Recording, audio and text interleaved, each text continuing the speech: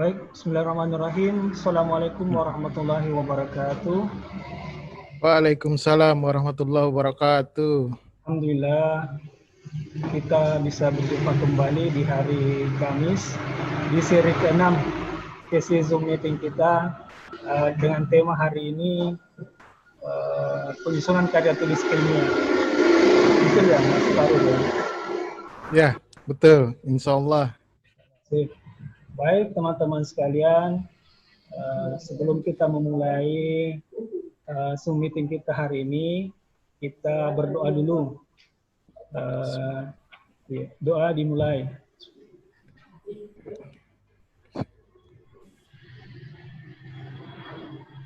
Baik, terima kasih.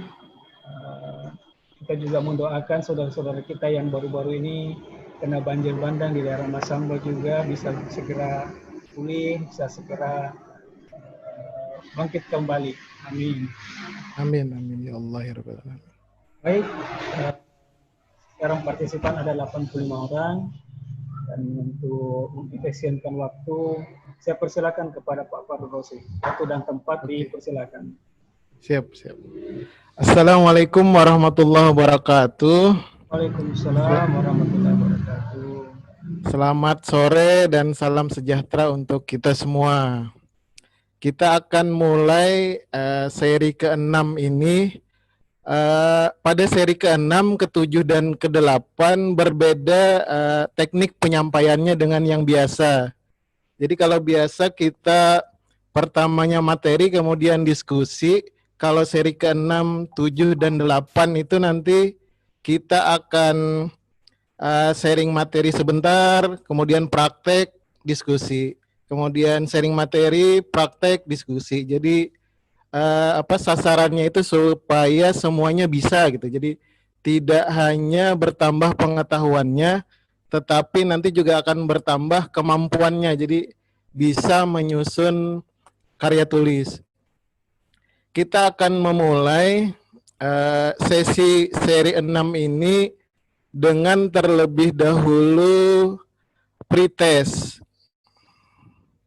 Jadi bagi teman-teman yang sudah mengklik link, jadi harap mengklik link yang ada di kolom chat kita, atau kalau tidak diklik linknya bisa mengikuti petunjuk yang ada di layar. Jadi harap teman-teman mengklik link yang ada di kolom chat atau mengikuti petunjuk yang ada di layar. Lebih baik jika memakai dua, jadi misalkan kalau di laptop bisa langsung, tapi kalau di HP lebih baik menggunakan perangkat lain karena nanti yang zoom-nya yang terganggu. Jadi silahkan bagi teman-teman silahkan mengklik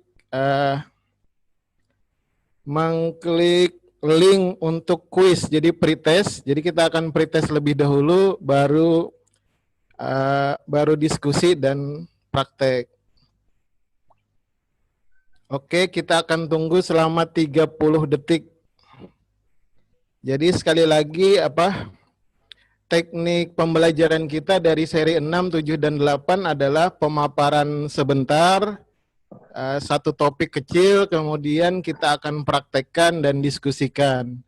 Kemudian begitu kita terus ulang-ulang, karena materinya banyak.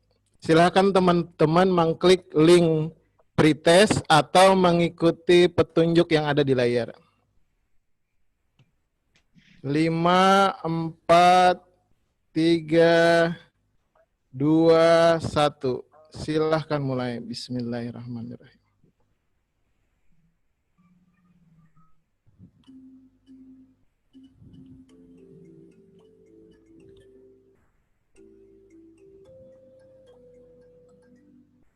Silahkan dipilih jawabannya, satu pilihan jawaban yang menurut Bapak Ibu paling tepat.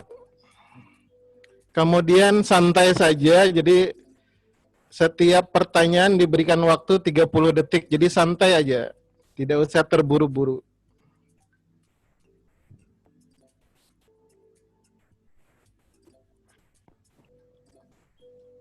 Ini beberapa hal yang akan kita bahas pada materi kita hari ini. Kalau tidak selesai hari ini berarti hari ini dan periode setelah ini. Oh, enam peringkat atas ibu-ibu semua. Ayo bapak-bapaknya mana nih? Oh, ada Pak Dayat, Pak Andrianto, Pak Wahyu, ayo. Wah, Ibu Lindang Wati memimpin. Oke, Bapak Ahmad Hidayat mencoba menyusul. Waktu pretest 3 menit lagi.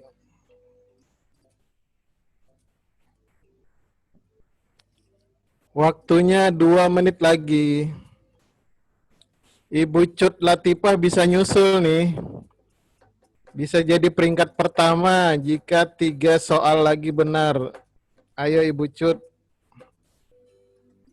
Ayo Ibu Cut, bisa peringkat pertama, waktunya 1 menit lagi. 30 detik lagi. Wah, sekarang bapak-bapaknya nih, peringkat 1 dan peringkat 2.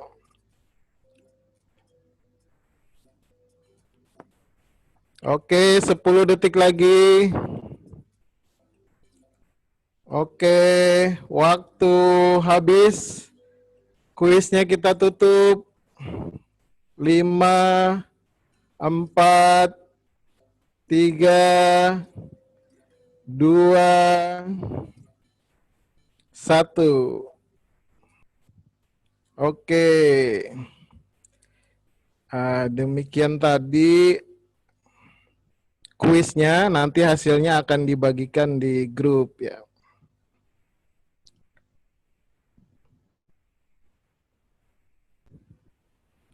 Nah, sampai di sini, sampai kuis tadi, sebetulnya kuis tadi berisikan beberapa pernyataan tentang penyusunan karya tulis. Nah, jika ada teman-teman, rekan-rekan yang ingin berdiskusi, jadi sebelum kita mulai, ini materi kita, silahkan jika ada yang pengen mempertanyakan tentang pernyataan-pernyataan yang ada di kuis, saya persilahkan. Kembali ke Pak Andi terlebih dulu. Silakan jika ada yang mau bertanya untuk kuis tadi ya, sesi kuis tadi. Ya, untuk kuis tadi ya. Soalnya hanya 3 orang yang menjawab 8 pertanyaan dengan benar dari 15 pertanyaan. Jadi pasti ada perbedaan pendapat. Nah, silakan diutarakan. Iya, teman-teman silakan yang mau di raise hand atau di kolom chat silakan. Ada? Ada? Belum ada, kalau belum ada kita lanjut. Ya, lanjut aja. Oke, lanjut aja. Oke. Kita lanjut ya. Nah, jadi pada seri 6 ini kita akan mencoba mendiskusikan dan mempraktekkan 14 langkah dalam menyusun sebuah artikel atau makalah di karya tulis ilmiah. Jadi jika tadi kita menjawab pretest, jadi sebetulnya kegiatan di pengembangan profesi itu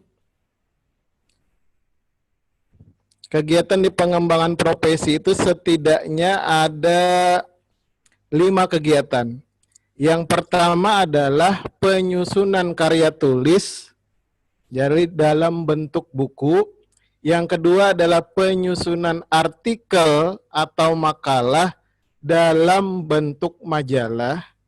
Terus yang ketiga adalah penyusunan artikel di koran dalam bentuk populer. Jadi jika ada tulisan di koran yang cuma 1 halaman atau setengah halaman atau 1/4 halaman, nah itu juga dinilai dalam pengembangan profesi. Kemudian yang keempat adalah penyaduran atau penerjemahan buku, jadi membuat versi baru dari sebuah buku, atau hanya menerjemahkan dari bahasa Inggris ke bahasa Indonesia. Dan yang kelima adalah bimbingan penyuluh di bawah jenjang. Nah, kelima-limanya akan kita coba bahas dalam seri 6, seri 7, dan seri 8. Kita akan memulainya dengan penyusunan artikel atau makalah di majalah. Nah, ini jika halaman tulisan kita kurang dari 40 lembar, maka masuk di sini. Nanti angka kreditnya 6 atau 2,5. Jadi jika hanya disimpan di perpustakaan 2,5, jika menggunakan ESSN nilainya 6. Jika nanti tulisan kita ternyata lebih dari 40 lembar, maka nanti bisa jadi buku. Buku karya tulis nilainya 5 jika hanya disimpan di perpustakaan, atau 12,5 jika ada ESBN. Oke, kita akan mulai. Yang pertama adalah kita harus dapat membedakan antara karya tulis, jadi sebuah karya tulis, dan materi penyuluhan. Jadi kalau materi penyuluhan sebetulnya bisa dijadikan dasar dalam menulis karya tulis, hanya nanti digunakan format karya tulis. Kalau materi penyuluhan kan hanya menjawab kebutuhan pelaku utama. Mereka pengen mengetahui apa, terus kita jawab. Ternyata itu bisa dijadikan dasar di karya tulis, tetapi harus mengikuti formatnya karya tulis. Kemudian, nah inilah beberapa, nanti format karya tulis akan dijelaskan berikutnya. Inilah beberapa perbedaan mendasar antara materi penyuluhan dan karya tulis. Kalau tadi materi penyuluhan sesuai kebutuhan, kemudian teknologinya itu dapat dilaksanakan, memiliki nilai keuntungan, kemudian secara sosial budaya dapat dilaksanakan. Nah, sedangkan syarat penyusunan karya tulis adalah harus objektif. Jadi hanya satu aja, kalau materi penyuluhan bisa berisi bermacam-macam informasi dalam satu materi penyuluhan. Kalau karya tulis sebetulnya hanya satu buah isi materi pokok yang ingin disampaikan, tapi penjabarannya banyak. Kemudian sistematik, jadi ada format tersendiri, dimulai dari pengumpulan data, pengolahan, analisa, kemudian pembahasannya dalam hasil pembahasan dan diberi kesimpulan. Kemudian memiliki metode tertentu dan berlaku universal. Jadi kalau kita menulis sebuah karya tulis, maka tidak hanya nanti dibaca oleh teman-teman satu kabupaten, maka akan bisa dibaca oleh orang se-Indonesia dan malah sedunia. Nah, ini kalau dibandingkan antara materi penyuluhan dan sebuah karya tulis. Perbedaannya ada di sini. Yang pertama, konsistensi. Kalau materi penyuluhan, bebas aja. Yang penting memiliki informasi atau teknologi tertentu. Sedangkan karya tulis harus konsisten. Maksudnya konsisten nanti di pendahuluan, di latar belakang membahas sesuatu hal, nanti di tujuan sama itu juga yang dibahas, manfaat itu juga yang dibahas, metodologi itu lagi, jadi nyambung dia. Dari pendahuluan, metodologi, hasil pembahasan, kesimpulan dan saran.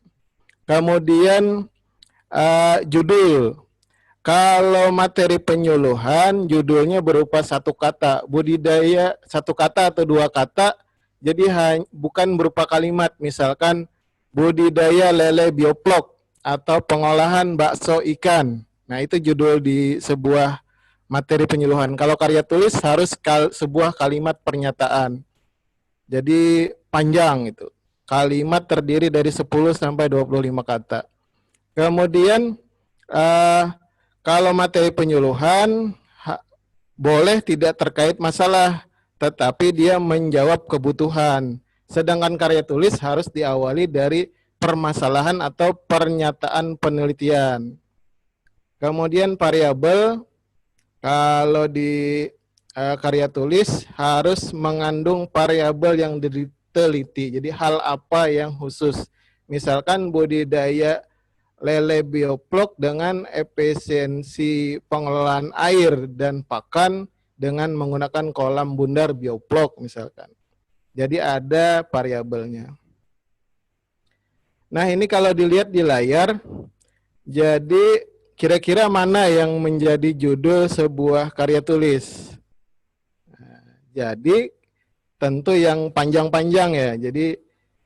Jadi jangan sampai kita misalkan mengajukan nanti karya tulis dari judulnya saja tim penilai sudah langsung, jadi belum membuka bukunya, jadi hanya melihat judul aja sudah langsung wah 0,5 nih gitu.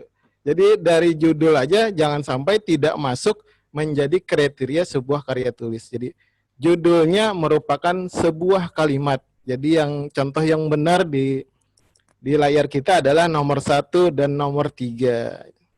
Kalimat lengkap kemudian berisi variabel tertentu yang ingin diteliti. Nah, ternyata karya tulis itu banyak jenisnya.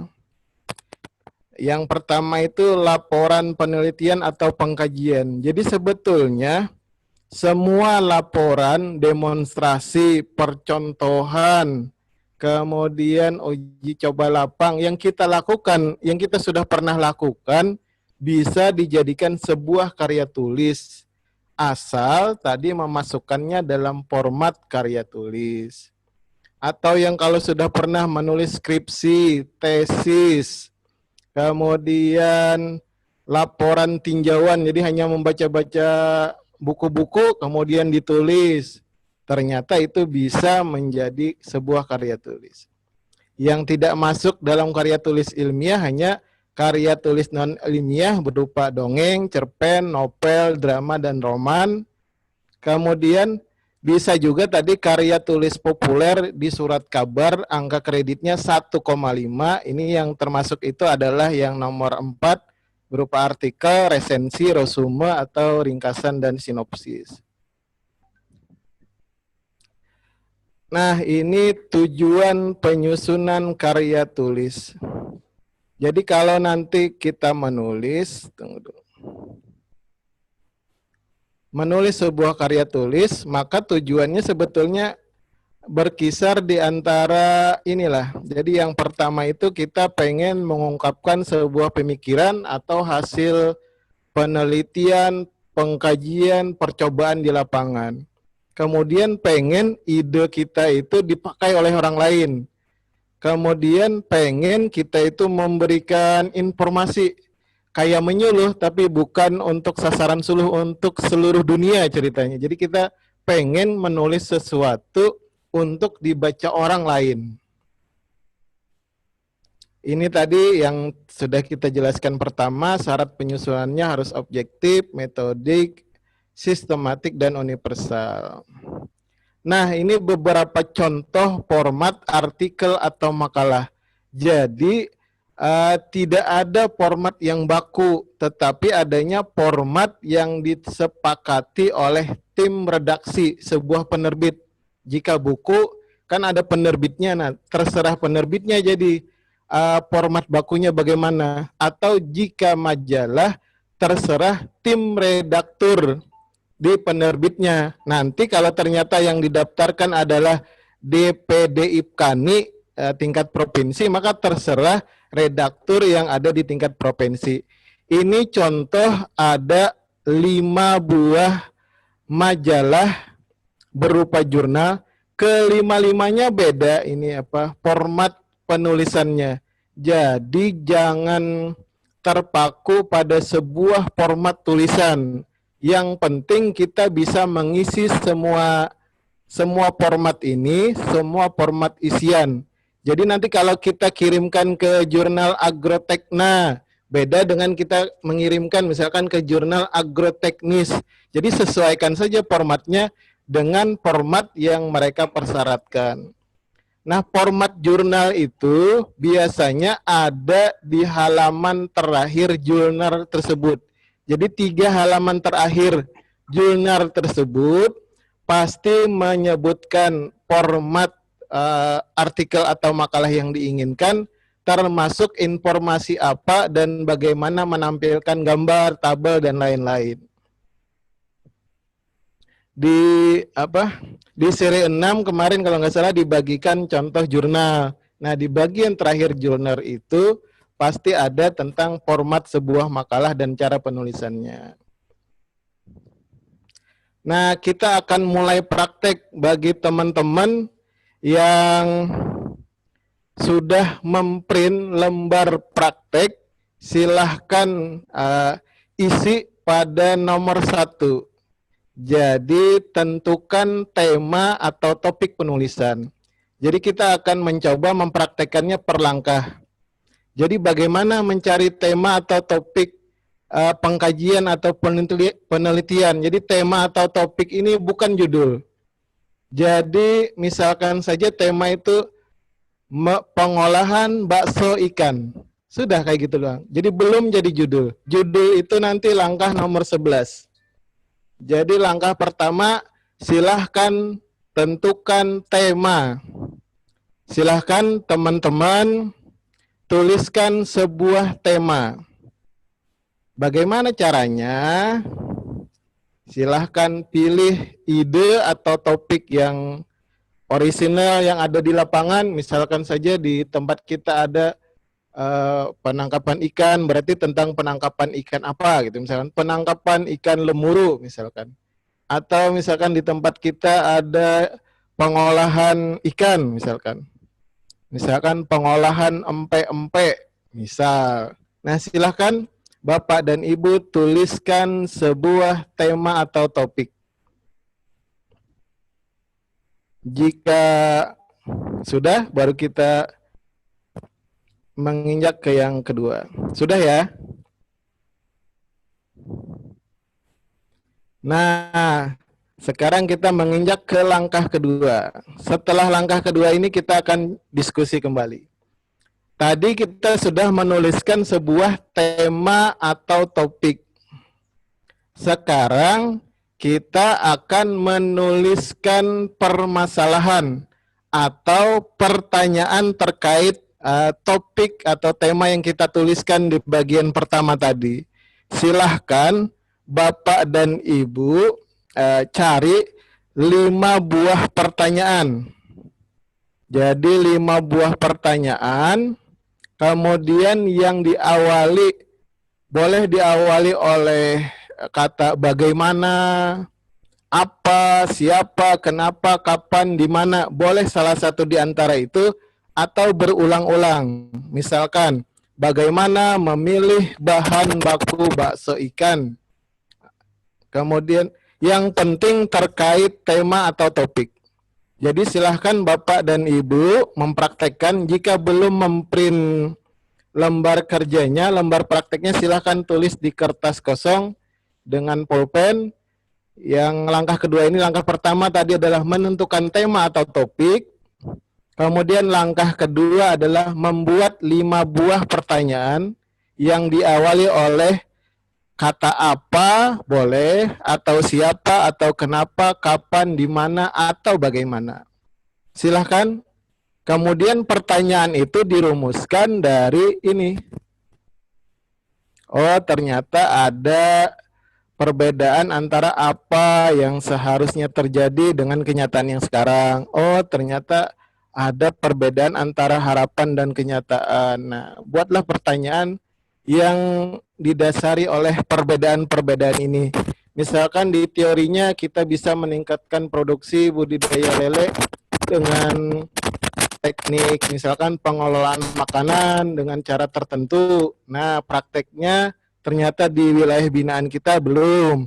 Nah, itu bisa menjadi sebuah pertanyaan. Silahkan Bapak dan Ibu rumuskan 5 buah pertanyaan.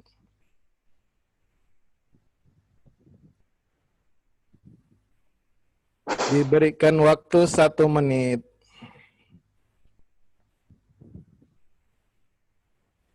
Silahkan lihat di layar.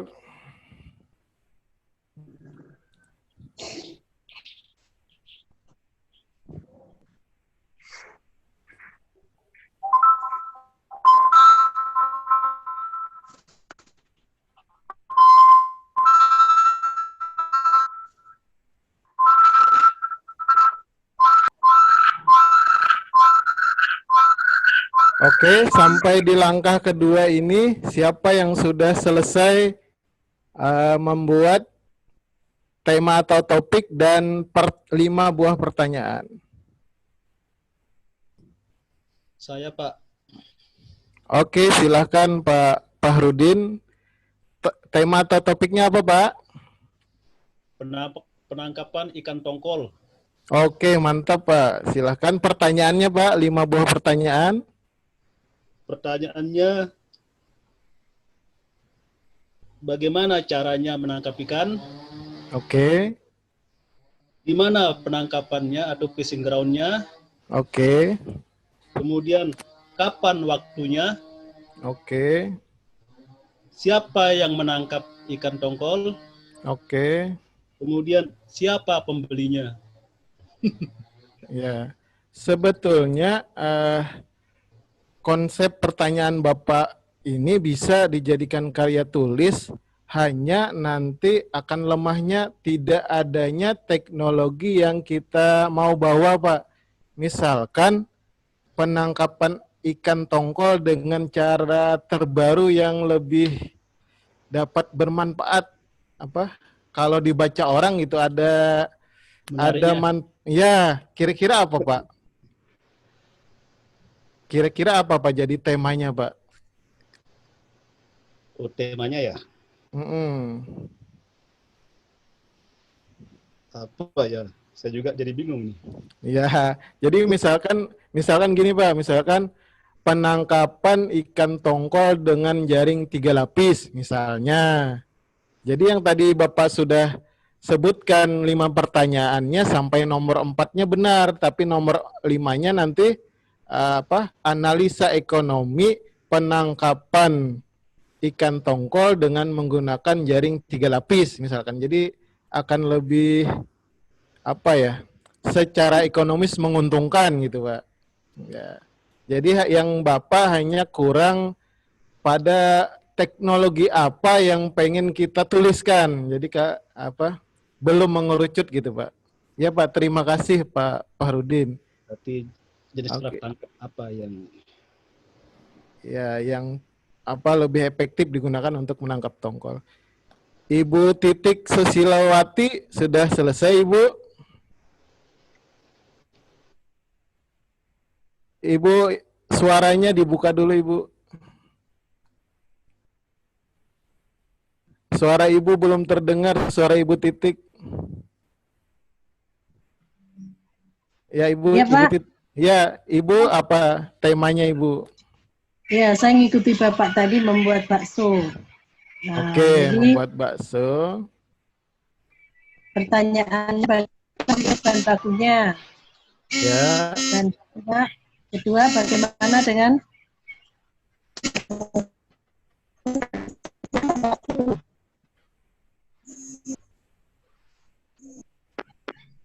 dengan ketersediaan bahan bakunya? Oke.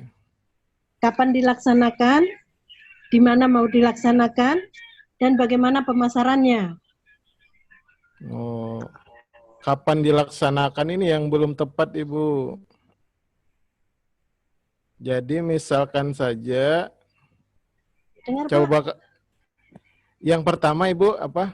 Jadi di tema atau topik kita harus memperbaiki misalkan pengolahan bakso berbahan dasar ikan, misalkan. Kan bakso umum kan Ibu ya? Tapi kalau kita tambahkan berbahan dasar ikan, maka lebih... Halo, ya Ibu? Ya Pak. Ya, yang Ibu temanya nanti diperbaiki menjadi pengolahan... Ambilkan mama anunya dah. Ya. Yang Ibu Titik nanti jadi pengolahan bakso berbahan baku ikan. Hengset. Sama Papa. Ya. Jadi yang pertama nanti adalah temanya pengolahan bakso berbahan baku ikan. Kemudian di pertanyaan yang kurang tepat adalah penggunaan pertanyaan kapan dilaksanakan. Tetapi nanti lebih tepatnya bagaimana prosedur kerja pengolahan bakso ikan. Iya, Ibu. Ibu Titik terdengar?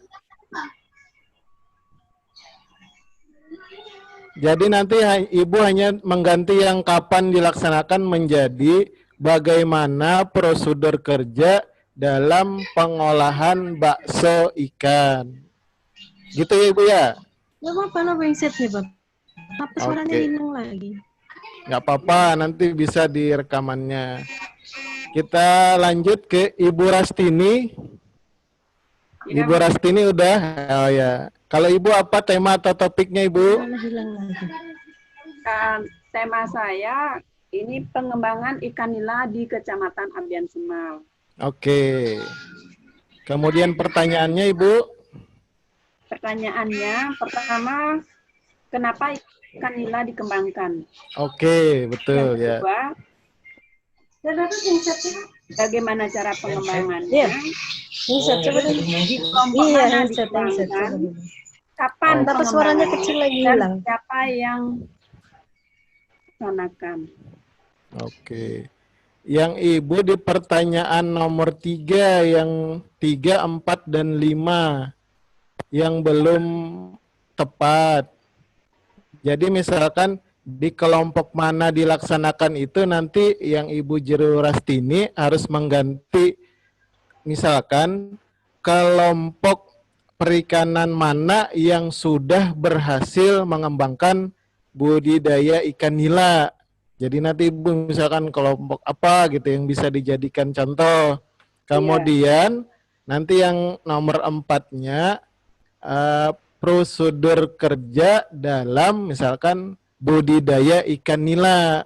Jadi bagaimana prosedur kerja. Jadi bukan kapan nanti. Kalau kapan kan dijawabnya, jadi bagaimana prosedur kerja dalam budidaya ikan yang Ibu tadi. Oke. Begitu Ibu ya? Iya. Oke. Yang lain ada yang mau bertanya, silahkan.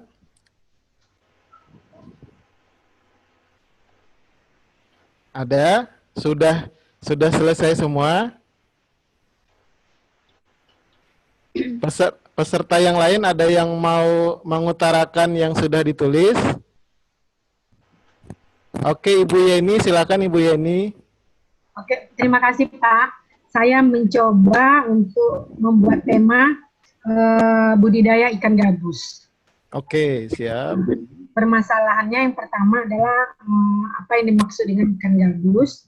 Oke. Kemudian, apakah ikan gabus dapat dipelihara di kolam? Oke. Yang ketiga, apakah ikan gabus dapat diberikan makanan tambahan berupa pelet? Oke. Yang ketiga, apakah ikan gabus bagaimana cara memijahkan? Keempat, bagaimana cara memijahkan ikan gabus? Oke. Kemudian kapan ikan gabus tersebut dapat dipijahkan? Oke. Gimana Pak? Iya. Kayaknya yang punya Ibu ini yang paling sempurna di antara beberapa contoh. Jadi yang Ibu sudah tepat dari pemilihan tema kemudian pertanyaan. Tapi saya yakin yang lain pun sudah memperbaiki sehingga tepat. Oke. Terima kasih Ibu Yeni. Kita lanjut ya. Kita lanjut lagi ya. Nah, tadi kita sudah merumuskan tema atau topik, kemudian pertanyaan. Sekarang kita akan menuliskan tujuan. Jadi silahkan Bapak dan Ibu menjawab pertanyaan yang sudah kita buat pada langkah kedua tadi. Tadi kan ada langkah pertama tema atau topik, langkah kedua adalah membuat 5 buah pertanyaan. Nah, sekarang jika ada 5 buah pertanyaan, silahkan dijawab dengan tujuan, tapi bukan jawaban. Jadi tujuan itu memberikan awalan misalkan tadi apakah ikan gabus dapat diberikan pakan tambahan? Maka dijawab dengan pernyataan tujuan adalah menjelaskan atau menggambarkan tentang ikan gabus, proses pemberian pakan tambahan pada ikan gabus. Misalkan kalau tadi adalah penangkapan ikan tongkol, cara penangkapan ikan tongkol, bagaimana cara penangkapan ikan tongkol dengan jaring 3 lapis misalkan. Maka nanti tujuannya adalah ditulis menjelaskan tentang cara penangkapan ikan tongkol dengan menggunakan jaring 3 lapis. Jadi mirip dengan kalimat pertanyaan tadi, hanya dirumuskan tujuan itu diawali me. Jadi diawali menjelaskan boleh, menguraikan, menggambarkan. Jadi setiap pertanyaan kita yang 5, silahkan dijawab dengan kalimat tujuan. Tapi bukan jawaban, tapi kebalikan dari pertanyaan. Jadi kalimat positif dari pertanyaan. Silahkan, kalau di lembar prakteknya sudah ada petunjuknya tuh. Kalau yang tidak ada lembar petunjuknya, silahkan lihat di layar.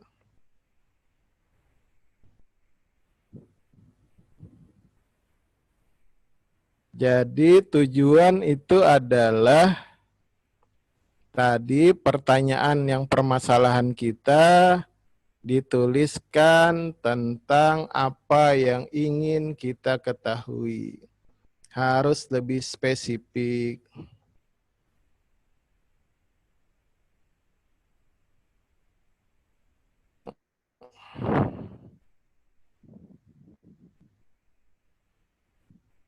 Jadi pertanyaan nomor 1 harus dijawab dengan tujuan nomor 1. Pertanyaan nomor 2 dijawab dengan tujuan nomor 2. Begitu seterusnya.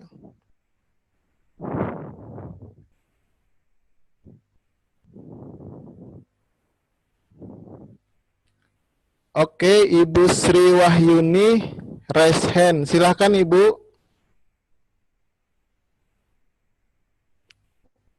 Ada yang ingin didiskusikan sampai langkah ini? Ibu Sri Wahyuni.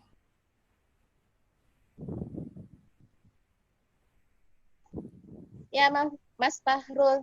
Ya, silakan. Bisa diulang lagi, Mas? Masih kurang paham masalah yang apa tadi?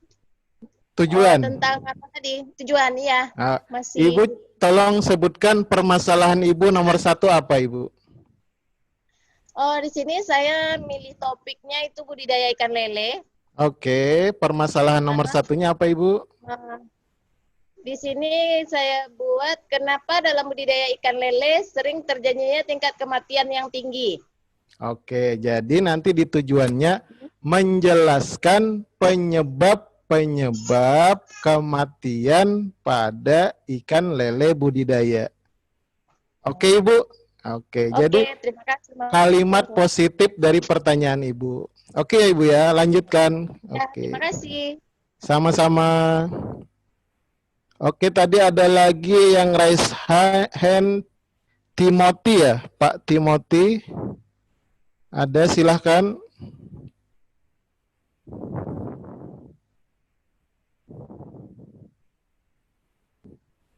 Timothy, ada Timothy? Enggak ya? Ikan tongkol. Oh ya, Pak Fahrudin mau coba? Silakan Pak. Yang memformulasikan masalah selanjutnya dengan tujuan ini. Oke. Melakukan penangkapan ikan tongkol dengan jaring 3 lapis. Oke. Kemudian tujuan atau statement yang ingin diketahui. Ya. Alat tangkap jaring 3 lapis yang efektif dan efisien. Oke, nanti Bapak tambahin di depannya menjelaskan kriteria. Menjelaskan. Yang tadi kalimat Bapak tuh udah benar, hanya ditambahkan 2 kata aja, menjelaskan kriteria alat tangkap dan seterusnya udah benar. Iya. Oke, Pak. Menjelaskan alat tangkap. Oke, ya. Terima kasih Pak. Oke, sama-sama. Oke, ada lagi yang pengen berdiskusi atau Ibu Hilda Darwin? Silakan Ibu Hilda Darwin. Ya, terima kasih Pak Farul. Iya, Ibu. Topik itu pengelolaan ikan lubuk larangan di Nagari Lubuk Basung. Waduh, mantap nih ya Ibu, silakan. Ya, topiknya permasalahan siapa Ya. yang mengelola ikan larangan di Nagari Lubuk Basung. Yang kedua, Oke. bagaimana sistem pengelolaannya. Yang Oke. ketiga, berapa kali panen dalam 1 tahun atau berapa lama pemeliharaan. Oke. Terus saja anggota atau pengurusnya. Yang kelima, bisa usaha dari pengelolaan ikan larangan ini. Oke. Oh, mantap Ibu. Wah, sempurna. Ya. Itunya Ibu yang tujuannya? Tujuannya menjelaskan siapa yang mengelola ikan larangan di Nagari Lubuk Basung. Oke. Kedua, menjelaskan sistem pengelolaan ikan larangan. Yang ketiga, menjelaskan berapa kali panen ikan larangan dalam 1 tahun. Menjelaskan lama waktu pemeliharaan. Ya. Menjelaskan siapa saja anggota atau pengurus ikan larangan tersebut. Yang kelima, menjelaskan bagaimana analisa usaha dari pengelolaan ikan larangan. Oke. Ada 2 yang perlu kita tambahkan Ibu pada tujuan Ibu. Yang pertama pada nomor 1. Nanti Ibu tambahkan yang dapat. Coba tadi ulangi Ibu yang nomor 1, Ibu. Menjelaskan siapa saja yang mengelola ikan larangan di Nagari Lubuk Basung. Nah, Ibu nanti setelah yang itu tambahin dapat. Siapa saja yang dapat. Ya, oke. Kemudian yang nomor 4, pengelolanya harus ada tempatnya di Lubuk Basungnya. Yang tadi nomor 4. Oke. Oke, Ibu Hilda. Ya, oke. Terima kasih. Terima kasih Pak. Sama-sama. Ada lagi?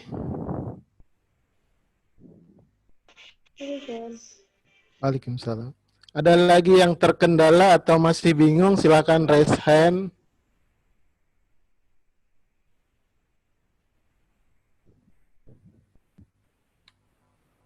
Sudah semua? Kalau tidak ada yang bertanya berarti sudah ya. Kita lanjut ya. Pak Jaidun, udah Pak Jaidun? Alhamdulillah sudah Pak Batur, paham. Oke, mantap sip. Terima kasih Pak. Siap. Menyimak terus ini Pak. Siap Pak. Oke, terima kasih. Yang lain gimana yang lain? Sudah? Kalau sudah kita ke langkah selanjutnya. Jadi tadi kita sudah 3 langkah ya. Tema, kemudian masalah, kemudian tujuan. Sekarang yang keempat adalah manfaat. Nah, kalau manfaat ini kita kalau ada pertanyaannya nih, kita kalau menulis sebuah buku tentang tema kita tadi, kira-kira apa manfaatnya bagi teman-teman kita sesama penyuluh yang pertama. Jadi jika teman kita sesama penyuluh membaca tulisan kita tentang sebuah tema tadi, kira-kira apa manfaatnya? Kemudian jika instansi kita, dinas atau satminkal kita membaca buku kita, apa manfaatnya? Kemudian jika pelaku utama, nelayan, pengolah atau pemasar membaca tulisan kita tentang sebuah tema tadi, kira-kira apa manfaatnya? Nah, silahkan rumuskan manfaat itu berdasarkan 3 kriteria tadi. Jadi harus ada 3 kalimat nanti. Manfaatnya untuk teman-teman sesama penyuluh, manfaatnya untuk dinas instansi, manfaatnya untuk pelaku utama sasaran suluh kita. Boleh dibalik, jadi boleh dari pelaku utama duluan, kemudian yang kedua manfaatnya untuk dinas, yang ketiga manfaatnya untuk sesama penyuluh. Nah, silahkan tuliskan. Kalau kira-kira kita menyusun sebuah karya tulis tentang tema kita tadi masing-masing, kira-kira bermanfaat apa untuk dinas instansi, yang kedua bermanfaat apa untuk pelaku utama sasaran suruh kita di wilayah kerja, yang ketiga bermanfaat apa untuk sesama rekan penyuluh, baik PNS maupun PPB. Oke, jika ada yang sudah selesai, silakan raise hand. Ibu Lindangwati, silakan. Ibu Lindangwati.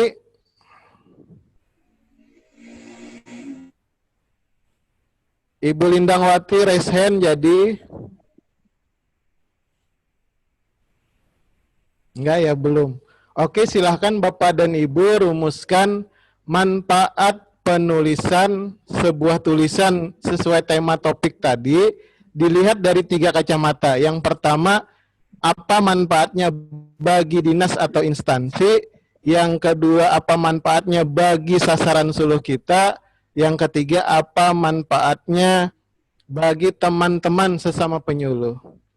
Oke, Habil Rahmadani, silahkan Mas Habil Rahmadani. Hidupkan mikrofonnya. Mas Habil, silakan.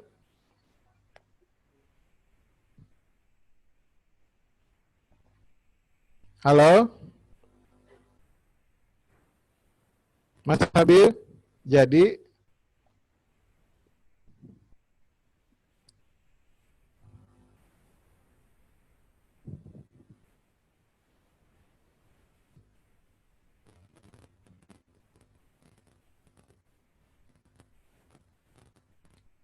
oke, sudah semua. Oke. Sedikit Pak, Oke, silakan. tadi tema saya kan penangkapan ikan tongkol. Oke.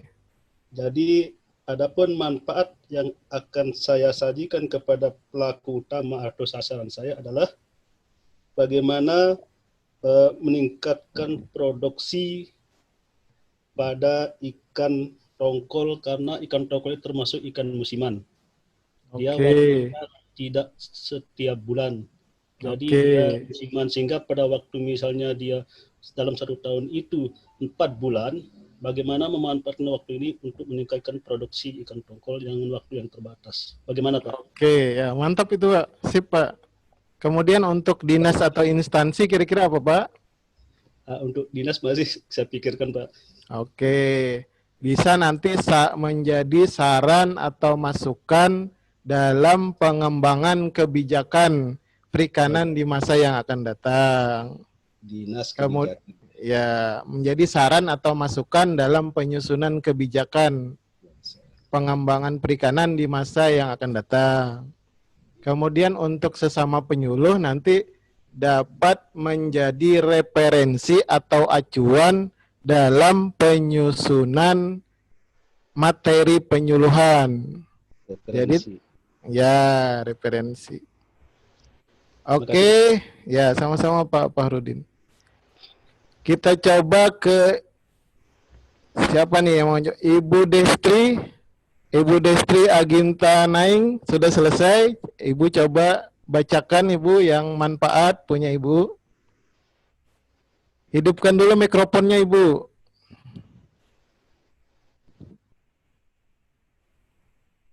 Ibu Destri, ya silahkan Ibu Destri. Ya silahkan.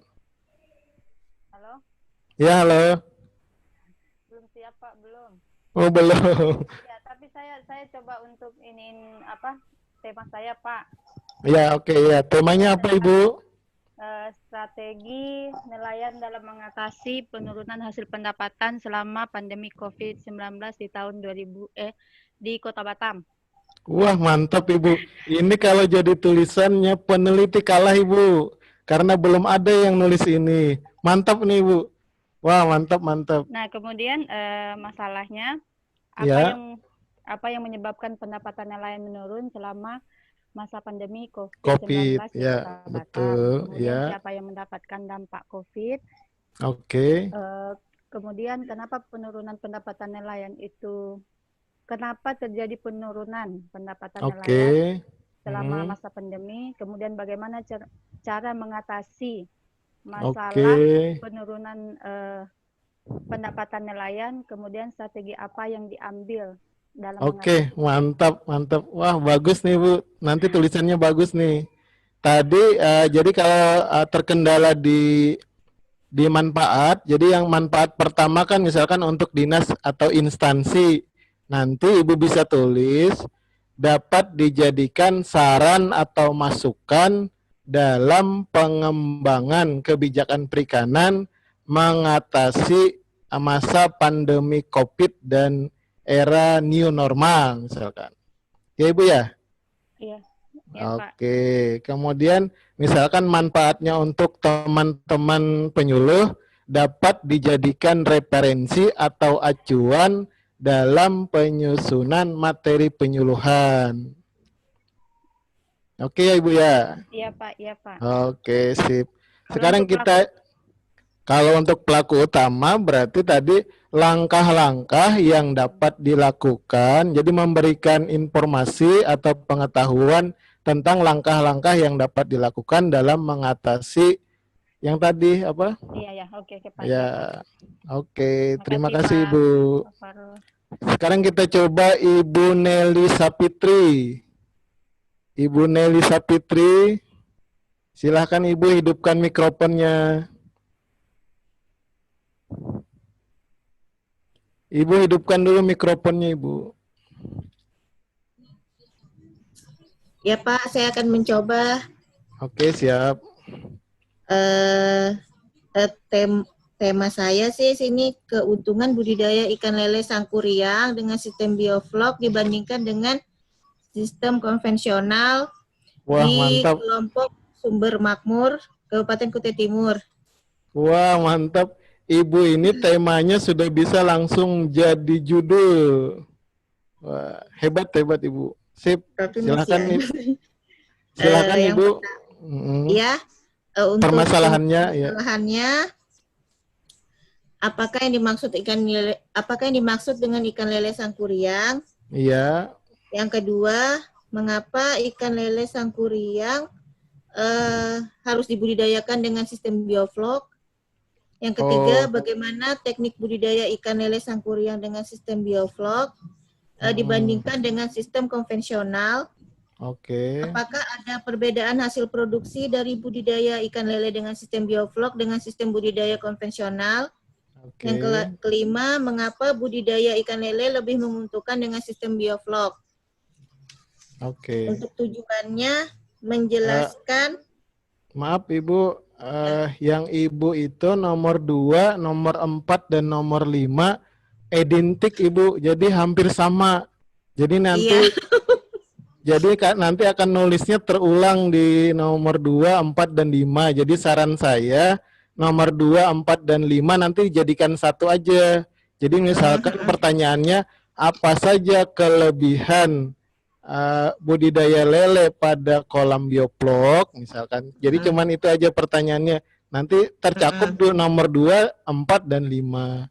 Sehingga nanti Ibu cari lagi 2 pertanyaan tambahan. Mungkin nanti bagaimana langkah kerja dalam misalkan budidaya lele sistem bioflok. Kemudian yang kelimanya bagaimana perhitungan analisa usaha budidaya lele sistem bioflok. Jadi nanti cukup ya. Oke Ibu, terima kasih Ibu. Ya. Terima kasih Pak Fahrur. Sama-sama. Oke, ada lagi Bapak dan Ibu. Perhitungan usaha.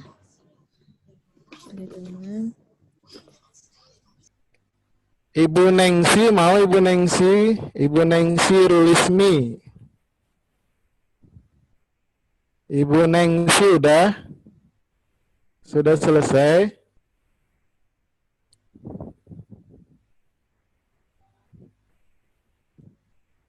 Oke, sampai di langkah manfaat ini ada yang ditanyakan? Silahkan jika ada yang bertanya. Jika belum ada yang bertanya, kita lanjut ke langkah berikutnya. Ada yang bertanya? Belum ya? Oke, kita akan lanjut pada langkah berikutnya.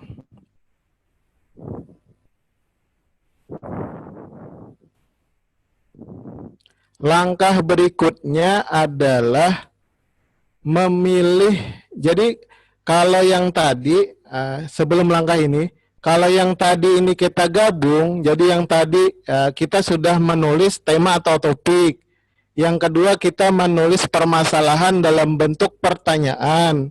Kemudian yang ketiga kita sudah menulis tentang tujuan.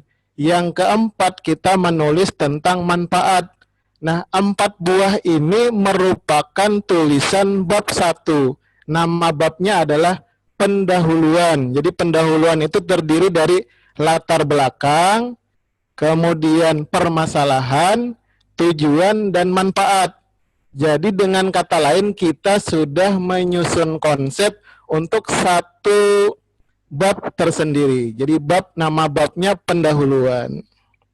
Sampai di sini ada yang ditanyakan?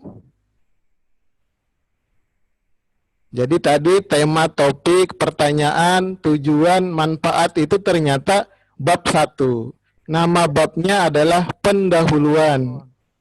1.1-nya latar belakang, 1.2-nya permasalahan, 1.23-nya tujuan, 1.4-nya manfaat. Jadi dengan kata lain kita sudah membuat satu bab.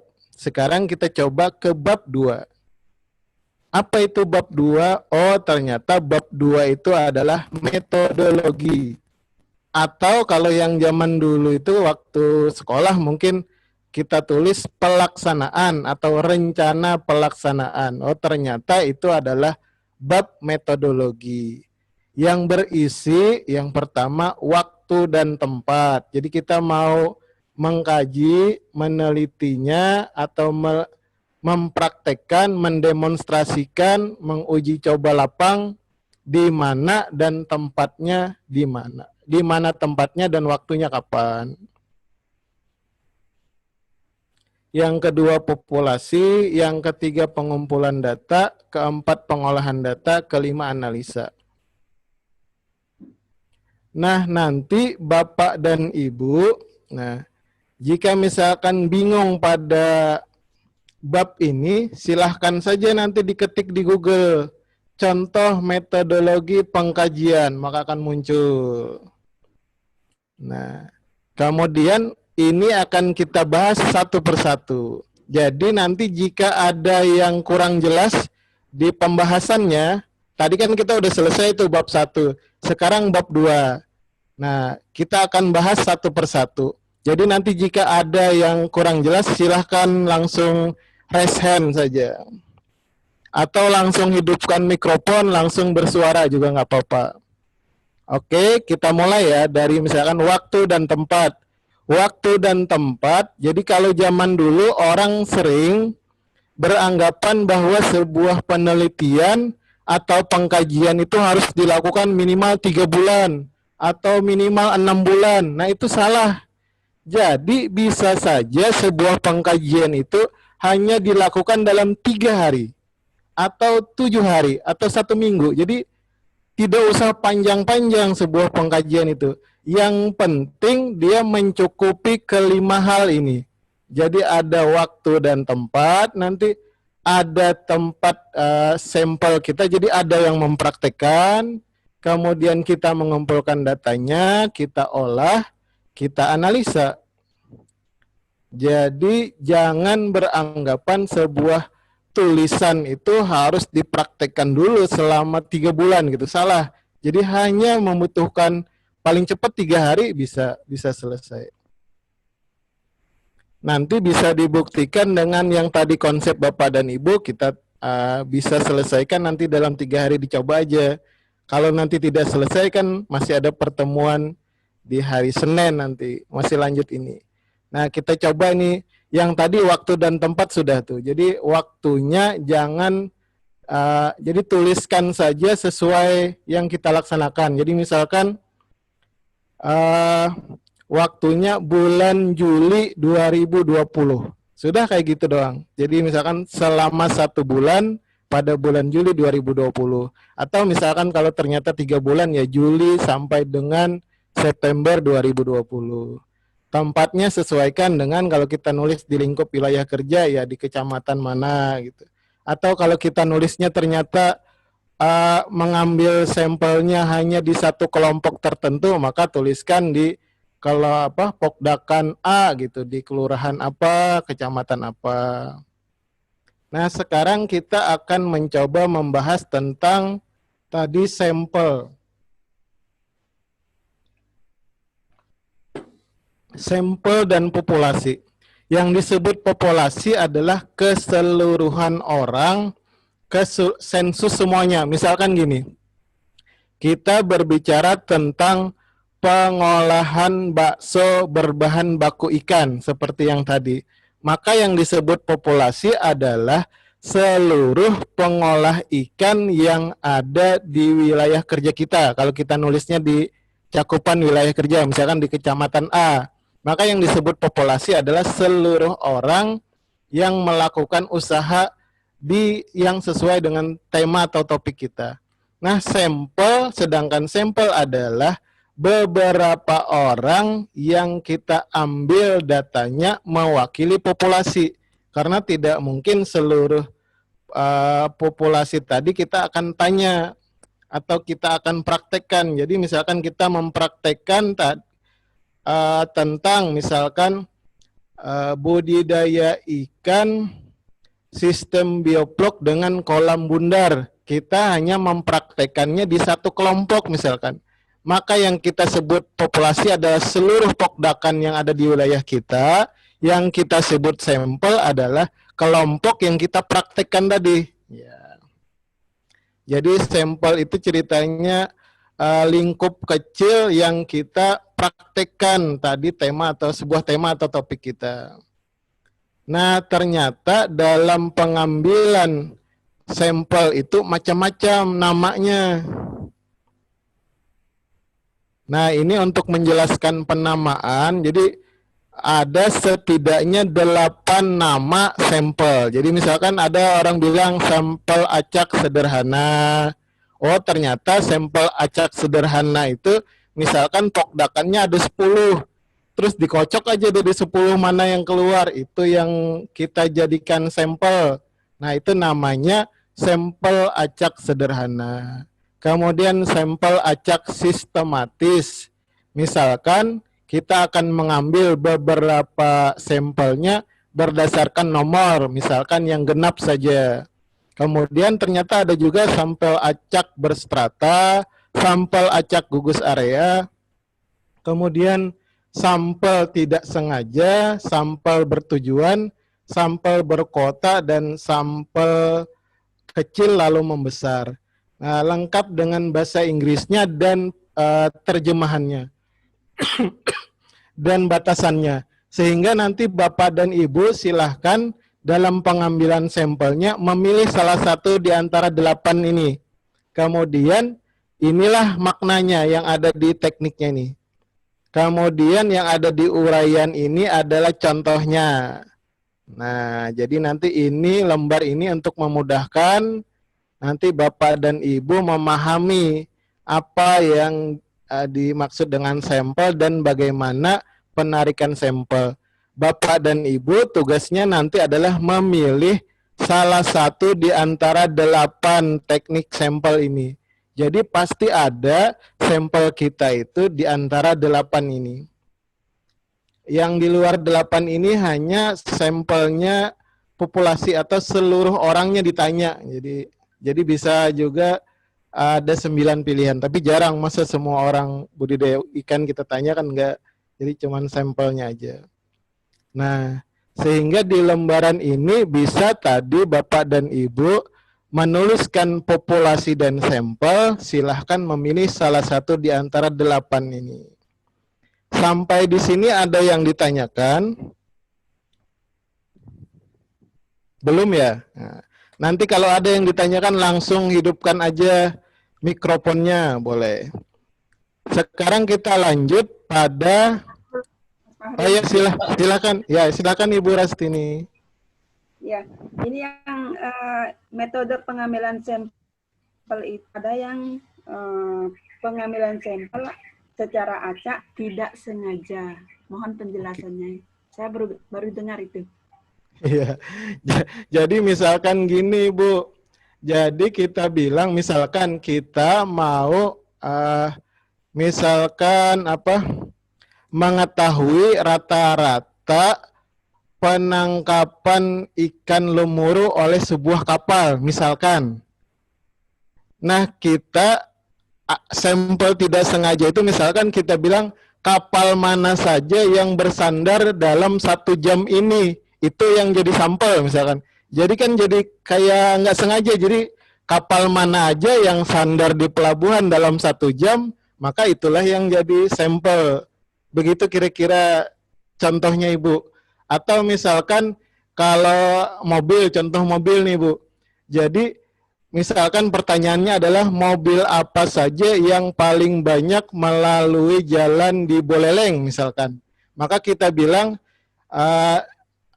sampelnya adalah semua mobil berplat ganjil yang lewat dalam 1 jam ini. Jadi asal mobil berplat ganjil dicatat apa jenisnya. Nah, model begitu Ibu. Jadi sampelnya tuh tidak sengaja dipilih gitu, tapi terpilih berdasarkan tadi kebetulan saja dia lewat gitu. Terima kasih Ibu, begitu Ibu. Sedikit Pak. Siap, silakan. Lagi populasi dan sampel. Ya, siap Pak. Kalau populasi sudah kita mengerti. Ya, siap. Nah, sekarang sampel ini kalau kita asumsikan presentasi. Boleh, jadi, ya Pak. Kalau idealnya di dalam suatu wawancara atau itu, berapa idealnya kita ambil samplingnya? Oke Pak, siap Pak. Ya, ini Pak, di layar kita Pak ada Pak. Jadi misalkan kalau Bapak pengen berapa jumlah sampel yang sesuai, ini berdasarkan Ishak dan Michel. Jadi ini ada tabelnya Pak. N ini jumlah populasi Pak. Jadi misalkan jumlah di anggota kelompok itu 10 orang misalkan yang jadi populasi. Maka berapa jumlah sampelnya? Oh ternyata kalau 10 orang dengan tingkat kepercayaan 99%, 1% ini tingkat errornya Pak, tingkat kepercayaan jadinya 99%, berarti butuh 10 orang Pak. Jadi dengan kata lain, kalau populasinya cuma 10, harus ditanya ke 10-nya Pak. Beda misalkan kalau populasinya 100 orang, 250 orang, kemudian dan selanjutnya. Ini tadi tabelnya Pak, ini ada jumlahnya nih. Salah, maaf. Tapi kalau ini tadi ceritanya sampel acak Pak. Nah ini jumlah populasinya. Kalau 2.600 ini kayak yang polling di kalau kita pemilihan presiden Pak, misalkan pollingnya kayak gini Pak. Jadi jumlah sampelnya yang diwakili oleh 1%, 5%, 90% ini Pak. Ini jumlah sampelnya. Jadi jika populasinya adalah nelayan yang ada 2.600 orang, maka yang harus ditanya adalah minimal 245 orang. Tapi ini sampel acak Pak. Kalau purposive nanti beda lagi Pak. Yang ini misalkan kita menggunakan purposive sampel yang nomor B2. Yang di layar ini Pak, sampel bertujuan. Jadi misalkan kita hanya menanya kepada seluruh ketua kelompok penangkapan yang ada di wilayah kita. Jadi misalkan hanya ada 15 kelompok KUB, maka hanya sampelnya 15 orang. Atau kalau 15 orang terlalu besar, maka misalkan hanya 6 orang. Jadi walaupun nanti ada 15 kelompok, kita hanya nanya kepada 6 ketua kelompok, kemudian nanya kepada 1 orang perwakilan penyuluh, kemudian nanya juga kepada 1 orang perwakilan dinas. Maka kalau di Purposip 8 orang tadi sudah mewakili yang 2.600 orang penangkap ikan, Pak. Jadi ke-8 sampel ini masing-masing ada syaratnya tersendiri, Pak, jumlahnya. Kalau yang tadi di layar ini hanya untuk yang acak, sampel acak sederhana sama sampel acak sistematis. Semua yang sampel acak ini, yang 4 ini berlaku yang ini, Pak. Kemudian kalau yang sampel bawahnya, sampel non acak, maka akan berlaku sesuai yang misalkan tadi, misalkan kapal yang sandar dalam 1 jam. Jadi tidak ada jumlahnya nanti, Pak. Jadi kapal aja yang sandar dalam 1 jam. Kalau yang B1 ini, ada Purposip tadi hanya dipilih ketua kelompoknya sama perwakilan penyuluh yang membina penangkapan sama kepala dinas 1 orang. Di sini hanya 8 orang bisa mewakili 2.600. Jadi beda-beda kalau yang kolomnya B ini masuk B, kalau yang A baru yang tadi yang sesuai tabel ini, Pak. Oke, Pak Fahrudin. Ya, semoga Pak. Ya, sama-sama, Pak. Ada lagi? Saya Mas Farul. Ya, silakan. Sedikit tentang ini tadi saya sinkronkan dengan masalah waktu ya, waktu siap. Tempat. Yang ingin saya tanyakan di sini, Mas Farul, masalah tempat. Kalau waktu tadi kan sudah penjelasan bahwa minimal 3 hari. Nah, misalkan kita mengadakan penulisan, tetapi tempat yang kita pilih ini misalkan ada 3 tempat juga. Oh iya, tinggal disebutkan. Yang ingin saya tanyakan, apakah proporsional kalau misalkan penulisan itu membutuhkan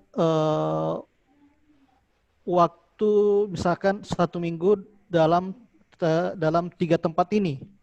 Nah, itu yang pertama. Yang terus yang kedua saya penuhkan tadi ke masalah sampling. Yang mana harus saya gunakan? Apakah sampling ini yang secara acak atau non acak? Makasih, Mas Farul. Oke, yang pertama jika 3 tempat, misalkan kayaknya di contoh yang diberikan di seri 6 itu saya ada tulisan tentang ini kalau nggak salah nih, karakteristik habitat dan upaya pelestarian ikan endemik dan lokal, kalau nggak salah itu. Lokasi pencarian datanya, pasar tradisional, kemudian dinas instansi terkait, universitas terkait, jadi beberapa tempat. Nanti tinggal disebutkan saja pasar tradisional yang ada di kabupaten ini, dan ini, kemudian dinas instansi yang menangani pada tingkat provinsi, kabupaten, kota, misalkan, dan mana aja yang kita kunjungi. Jadi kemudian waktunya dikaitkan dengan tempat. Jadi tidak bisa juga. Jadi kadang pengaitan waktu adalah dengan pengumpulan, pengolahan, dan analisa data. Jadi misalkan kita di 3 tempat, kemudian sampelnya mengambil 10 orang, misalkan 6 ketua kelompok, kemudian 1 orang penyuluh menjadi sampel nih. Kemudian 1 orang kepala dinas, kan 3 tempat misalkan. Kemudian kita harus bertanya, misalkan kuesionernya sebanyak 2 lembar misalkan. Kemudian kalau dibacakan santai, setiap 1 orangnya membutuhkan 1 jam. Jadi kita hitung aja kira-kira berapa waktu yang kita butuhkan untuk pengumpulan, pengolahan, dan analisa data. Jadi sih sebaiknya jangan ditulis sedikit. Jadi nggak apa-apa sebulan sampai 2 bulan, walaupun pada prakteknya nggak sepanjang itu. Ya, ini yang maksud saya. Iya, betul. Oke, begitu Pak. Iya, ya. Terus tadi samplingnya, sampling acaknya ya. Oh, kalau samplingnya disesuaikan aja Pak, disesuaikan dengan yang kita mau teliti. Kalau tadi kita mengambil purposive, namanya sampel bertujuan harus terdiri dari panel ahli, artinya yang kita pilih itu yang sangat mengerti di bidang itu. Jadi jika purposive maka boleh tidak usah 10%, 1% pun boleh. Jadi misalkan pembudidaya ikan ada 200 misalkan. Kemudian yang kita pilih hanya 5 orang. 5 orang itu yang pertama ketua gabungan kelompok perikanan. Yang kedua kita pilih ketua koperasi di bidang perikanan. 3-nya ketua kelompok perikanan yang sudah berusaha di atas 5 tahun misalkan. Maka 5 orang ini bisa mewakili yang tadi populasi kita. Jadi sesuaikan saja dengan yang mau kita teliti, Pak. Nanti kan akan beda-beda berdasarkan tema atau topik kita tadi. Kalau ternyata hanya mengolah bakso ikan, mengolah bakso berbahan baku ikan, misalkan hanya di 2 kelompok, maka bukan purposive kan, dia populasi aja, tanya aja seluruhnya yang ada di kelompok itu kan cuman 10 orang, dan datanya akan kita dapat pada saat praktek itu. Kita praktek mengolah bakso, habis itu kita hitung sama-sama kan, jadi langsung, jadi disesuaikan dengan tema atau topiknya, Pak, pemilihan jenis sampelnya. Siap. Demikian, Pak. Ya, siap-siap. Terima kasih ya, Mas Faro. Sama-sama, Pak. Ada lagi, Pak. Mau tanya. Oh iya. Iya, Pak, silakan, Pak. Iya, saya Ricky dari Ambon. Mau tanya, Pak. Yang tadi dijelaskan itu kita melakukan analisa untuk kuantitas. Belum analisa, Pak.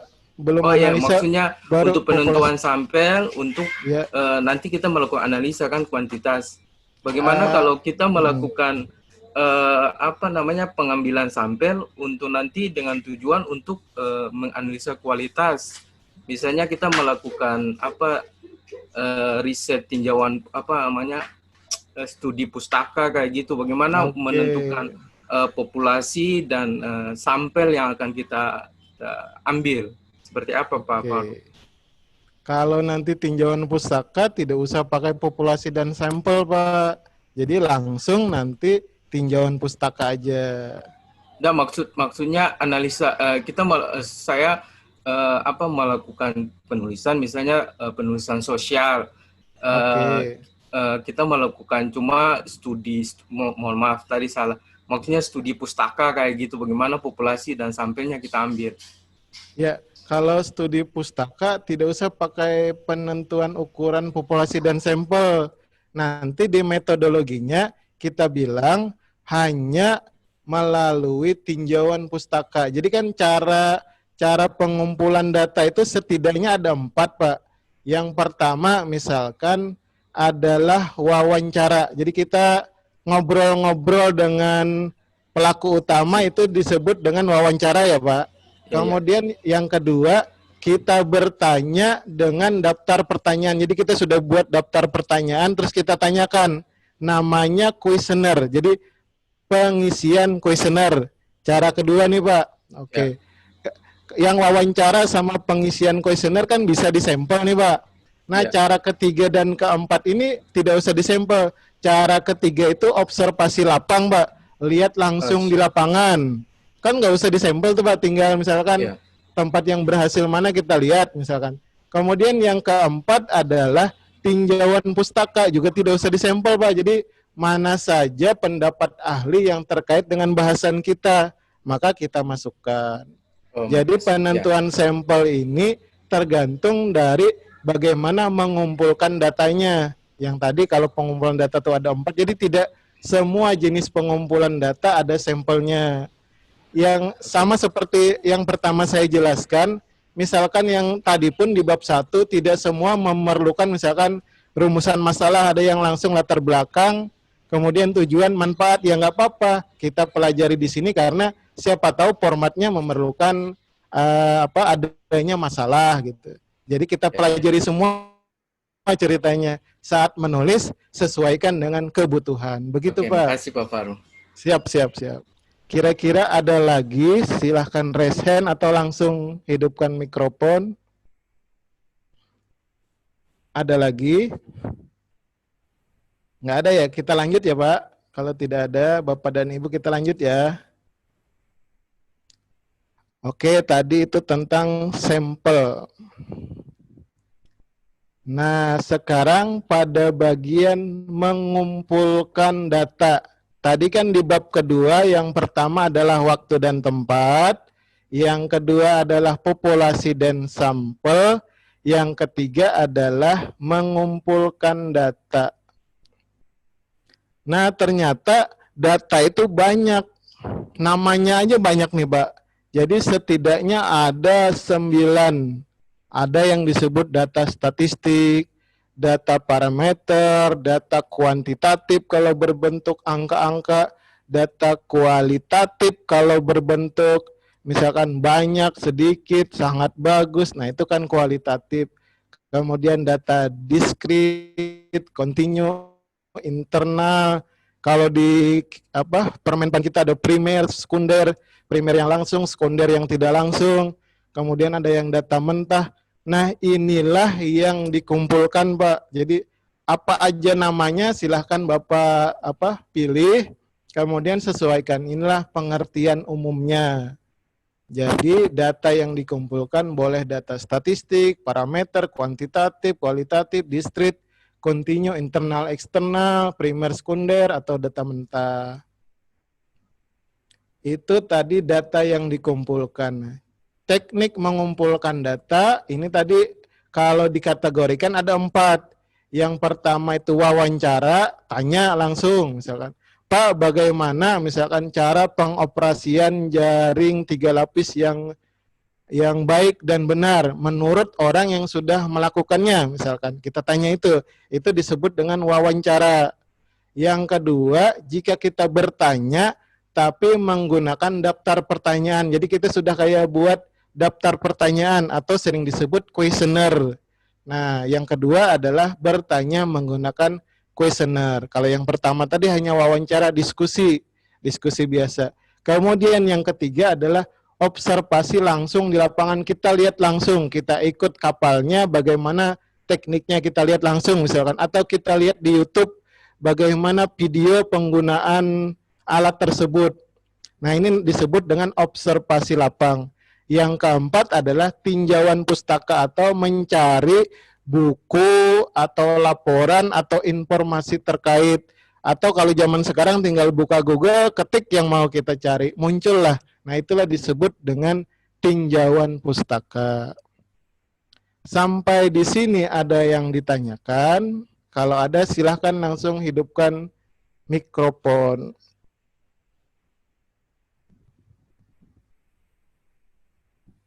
Ada? Belum ya? Oh ya, silakan Ibu Rastini ya, silakan Ibu. Kalau untuk observasi ke lapangan itu, apakah kita perlu menyiapkan form pertanyaan, daftar pertanyaan juga kalau kita sudah melihat langsung ke lapangan? Terus pada saat observasi itu, kira-kira apa saja alat yang kita butuhkan? Oke, siap Artinya, Ibu. alat tambahannya. Terima kasih. Oke, siap Ibu. Jadi sebetulnya pengumpulan data yang paling baik adalah keempatnya. Jadi kalau yang paling baik adalah dengan cara wawancara, kuesioner, observasi lapang, dan tinjauan pustaka. Itu yang paling baik. Jadi kalau keempat-empatnya dilakukan itu paling baik. Tapi misalkan keempat-empatnya tidak bisa dilakukan semuanya, jadi hanya dipilih misalkan observasi lapang dan tinjauan pustaka misalkan. Kita lihat di buku-buku, lihat di internet, lihat di YouTube mana yang bagus, kemudian kita langsung ke lapangan melihat ke tempat yang sudah berhasil dan kita foto-foto alat apa saja yang kira-kira kita perlukan, maka kita perlu HP yang ada kameranya karena akan kita foto nih, misalkan bagaimana membangun mendirikan kolam bioplock misalkan. Jadi kita foto kolam yang sudah berdiri di tempat orang yang kita mau contoh misalkan, kita foto misalkan. Atau misalkan bagaimana pemilihan bahan baku ikan yang segar untuk bakso ikan, kita foto ikan yang segarnya misalkan. Sehingga kita memerlukan alat tambahan berupa kamera yang HP yang ada kameranya atau kamera tersendiri. Jadi alat bantu itu disesuaikan saja dengan kebutuhan data kita. Jadi misalkan dibutuhkan termometer untuk mengukur suhu air misalkan, atau dibutuhkan apa hal-hal lain lah ya, misalkan kertas lakmus untuk mengukur pH dan lain-lain, maka itu diperlukan. Jadi sesuaikan saja dengan jenis data yang kita perlukan. Demikian. Ada lagi yang ditanyakan? Dikit Pak. Siap. Jadi ini masih di dalam bab 2 metodologi. Ya, siap Pak. Nah, kita sebagai penyuluh di lapangan itu kalau mengumpulkan data kan gampang Pak. Gampang ya Pak, betul Pak. Nah, jadi data ini setelah kita kumpulkan banyak di lapangan pada siang hari, malamnya kita coba untuk pengolahan sama menganalisa. Nah, disinilah tempat kami kesulitan di dalam pengolahan data dan analisa data. Bagaimana caranya Pak? Kalau yang paling mudah Pak, yang paling mudah nanti Bapak buka di yang saya contohkan di seri 6 ini Pak, contoh artikel atau makalah. Jadi itu cuman deskriptif, kualitatif. Deskriptif itu Pak menjelaskan dengan kata-kata, jadi menguraikan dengan kata-kata. Kemudian kualitatif tuh bagus, baik. Jadi nanti coba Bapak itu apa? Jadi metodologinya hanya kalau nggak salah sekitar 3 paragraf doang Pak untuk menjelaskan waktu dan tempat, metodologi. Nanti silahkan Bapak lihat. Jadi yang paling mudah adalah metodenya deskriptif, kualitatif. Untuk memudahkan membayangkannya, Bapak lihat contoh, ada contoh artikel makalah di seri 6 ini. Jadi di seri 6 kan ada 3 file yang dibagikan. Yang pertama bahan tayang, yang kedua contoh makalah, yang ketiga lembar praktek. Jadi yang Bapak lihat nanti di contoh artikel atau makalahnya. Demikian Pak. Terima kasih Pak. Siap. Oh iya Pak Andi Bambang, Pak Moderator, kayaknya waktu kita ya kayak jadi mungkin disambung di periode yang akan datang. Mungkin Pak Andi gimana? Iya Mas. Ini waktunya tinggal 7 menit. 8 menit, 8 menit. Ya, gimana kalau kita sambung di periode yang akan datang karena masih panjang ini Pak, baru bab 2. Bab 2 itu pun baru tadi waktu dan tempat, kemudian tadi sampel dan populasi dan mengumpulkan data. Jadi masih jadi masih panjang. Masih panjang Mas Faru. Disambung Pak. Nilainya banyak juga Pak. Iya, siap. Jadi gimana kalau kita lanjut di periode yang akan datang, tetap di seri 6 kita lanjut dari dari nanti menganalisa data, kan setelah mengumpulkan menganalisa data. Gimana Pak Andi? Siap. Tidak masalah Pak.